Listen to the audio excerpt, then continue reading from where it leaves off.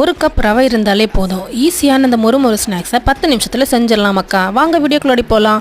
வீடியோக்குள்ளே போகிறோம்னா நம்ம சேனலை சப்ஸ்கிரைப் பண்ணிக்கோங்க. ஒரு கப் ரவை எடுத்து அதை மிக்ஸி ஜாரில் போட்டு நல்லா ஃபைன் பேஸ்ட்டாக அரைச்சி எடுத்துக்கணும். அப்புறமா 4 காஞ்ச வத்தல் எடுத்து அதையும் நல்லா மிக்ஸி ஜாரில் போட்டு அரைச்சி எடுத்துக்கணும். அப்புறமா கொஞ்சமாக கருவேப்பிலை எடுத்து அதையும் நல்லா ஃபைன் பேஸ்ட்டாக அரைச்சி எல்லாத்தையும் சேர்த்து நல்லா மிக்ஸ் பண்ணிக்கணும்.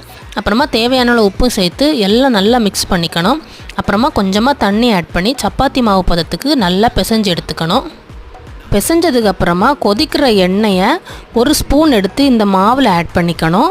மாவில் ஆட் பண்ணி அதையும் நல்லா பிசைஞ்சு எடுத்துக்கணும். அந்த எண்ணெய் அந்த மாவில் எல்லாத்துலேயும் படுற அளவுக்கு நல்லா பிசைஞ்சு எடுத்துக்கணும். அப்புறமா சப்பாத்தி தட்டுற மாதிரி தட்டிட்டு கப்பு வச்சு ரவுண்ட் ஷேப்பு கட் பண்ணி எடுத்து அதை எண்ணெயில் போட்டு பொரிச்சு எடுத்து பாருங்க மக்கா. 10 நிமிஷம் ஸ்நாக்ஸ் ரெடிங்க. இது சாப்பிட்றதுக்கு மொறுன்னு டேஸ்ட்டாக இருக்கும்.